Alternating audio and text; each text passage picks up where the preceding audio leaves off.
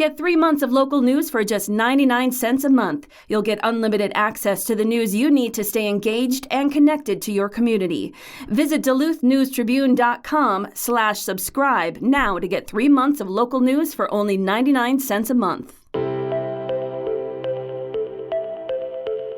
Hello, Northlanders. It's Friday, July 19th. I'm Wyatt Buckner, the Duluth News Tribune Minute, presented by Minnesota Power Employees Credit Union. The average MPECU member saves over $785 a year in better rates and lower fees. And with MPECU, every ATM is your ATM.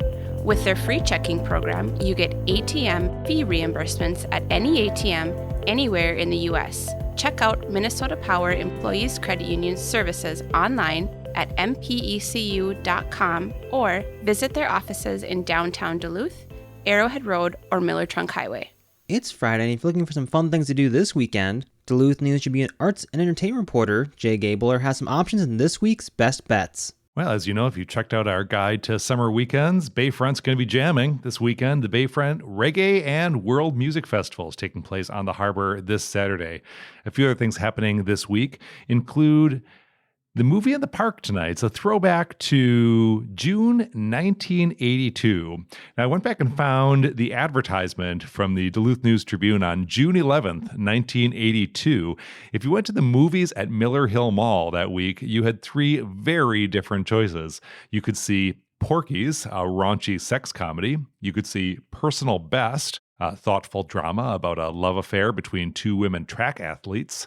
Or you could see E.T., the Extraterrestrial, opening that week in the Northland and across America. Of course, went on to become a legendary movie, one of the defining Steven Spielberg classics. And you have a chance to see it again in Duluth tonight, Friday, at Leif Erikson Park, where it is screening as part of Downtown Duluth's Movies in the Park series for free.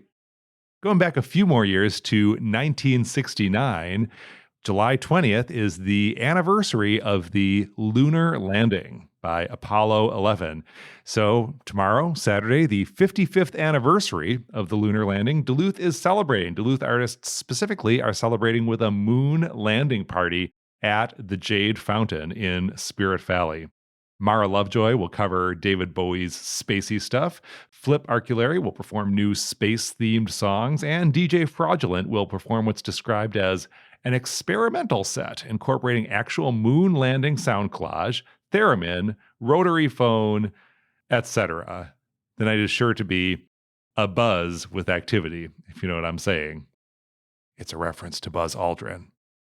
Also, I want to mention the Lute Song Music Festival happening this weekend in Lutsen, which has had a rough year, had that disastrously dry winter, tough for the ski business. Then we've had this, of course, calamitously wet summer with all the damage that the floods have caused. And then, of course, Lutsen saw the loss of its iconic Lutsen Lodge to a February fire. So good time to support the Lutsen community.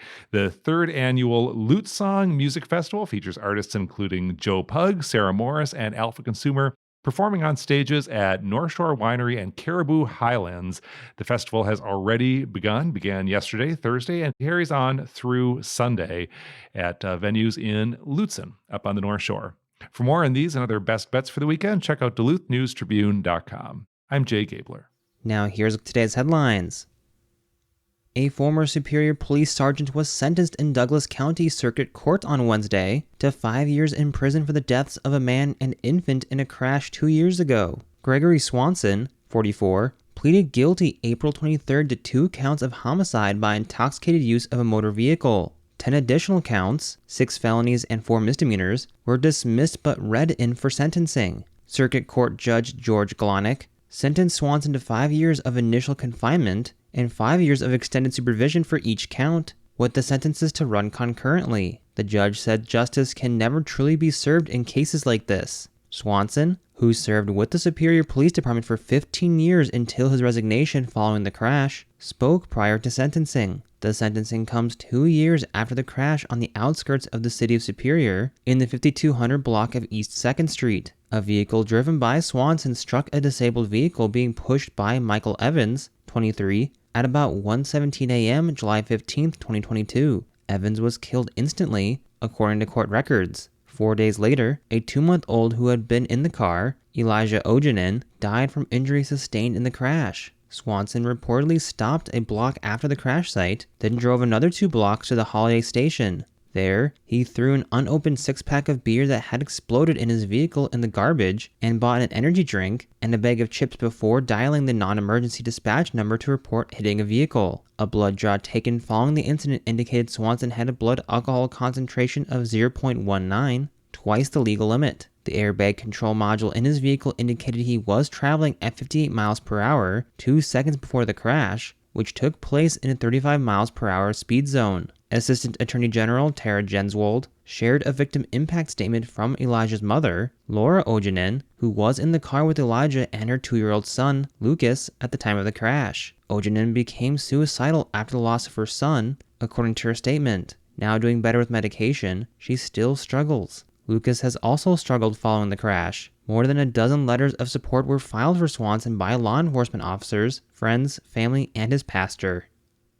The 2 most successful hockey programs in the Northland in recent years will soon have an arena to match after breaking ground on a new arena in Hermantown during a ceremony Wednesday. Hermantown boys hockey coach Pat Andrews and Proctor Hermantown girls hockey coach Emma Stauber were among a group that also included Hermantown Mayor Wayne Boucher and Minnesota State Legislatures Natalie Zalesnikar and Grant Hochschild for a groundbreaking ceremony for North Star Ford Arena. Voters in Hermantown approved a half-cent sales tax in 2022 to fund $10.8 million of the nearly $25 million budget for the building. State bonding money provided another $7.5 million, but private donations and sponsorships provided more than $6 million to ensure the arena's construction will not impact property tax bills. Not only will the new arena give the Hawks and Mirage a state-of-the-art facility to play in, it will be a much-needed second indoor sheet of ice. It's a big step forward for 2 programs that both won Class A state titles within the last 5 years, according to Hermantown boys hockey coach Pat Andrews, who was in elementary school when they broke ground on the current rink. The Arena Legacy Fund, a community-based nonprofit organization established by Hermantown residents to provide financial support for the new facility, has raised money through donations and corporate sponsorships, like the $1 million naming rights agreement with North Star Ford in Duluth. Boucher said the sponsorship really got the ball rolling to fill the gap, but there is still a little bit more to be done. Legacy Fund Board President Shauna Jokinen said they still need to raise about $750,000 before the building's projected opening in late 2025. The 53rd annual Park Point 5-miler was last night. Here's Dan Williamson with a sports update. For the 3rd straight year and 4th time overall, Daniel Doherty will head home with a Park Point 5-miler championship, as the St. Paul native took top honors last night with a time of 24 minutes, 40 seconds. He had his eyes on the event record of 24 minutes, 15 seconds, which was set back in 1975. While that mark is safe for at least another summer, Doherty still has breaking that as a goal. Steve Hogue, he was second at Boston, so I was thinking, well, maybe I need to go to Boston to set the record and, finish well there, and then I can go get the record. So maybe that's the rite of passage, but I was saying I want to be in better shape, and so I just got to, really put this on the calendar and circle it. On the women's side, Duluth's Chelsea Youngberg made her Park Point 5-miler debut, and she did so with a winning time of 29 minutes and 39 seconds. It has been a big year for her. Back in April, she won the Fitgers 5K for the 2nd time. The goal is always to win. Wanted to go out a little bit conservative and then kick it in the last few miles, but second female kind of went in front of me for the first 3, and then I caught her and then just tried to stay in front of her. So went out a little bit hotter than I wanted to and then was able to hold on. There were 506 finishers in the 5-mile run, with 247 being men and 259 women. There were 96 finishers, 30 men, 65 women, and 1 non-binary in the 2-mile walk, making it the largest turnout for the event since 2017, according to Grandma's marketing and PR director, Zach Schneider. For more on the 2025 Park Point 5-miler, you can read Reagan Hoverman's article at DuluthNewsTribune.com, as well as check out photos and videos from race nights. Wyatt, back to you. Thanks, Dan. Now here's a look at your forecast, brought to the News Tribune's Northlandia podcast. Happy Friday, here's the forecast for the Duluth area. A slightly unsettled weekend with shower and thunder shower chances begins tomorrow, but in the meantime we look to see one more mostly dry and quiet day today, with partly to mostly sunny skies. Afternoon highs reach the lower to mid-80s. Otherwise, the unsettled pattern continues through at least Sunday, perhaps even lingering into the early parts of the next work week, before we turn mostly dry with a gradual warm-up by the tail end of next week. I'm Storm Tracker meteorologist Robert Daly. Thank you to the Northlandia podcast for their support. The bi-weekly podcast explores curious and unique stories here in the Northland. The latest episode explores the stone fortress of Douglas County, currently for sale. You can find that episode and others at DuluthNewsTribune.com, or wherever you also get this podcast. Reporting for today's episode was done by Tom Olson, Jamie Malcolm, Dan Williamson, and Jay Gabler. Thank you for listening to Duluth News Tribune Minute.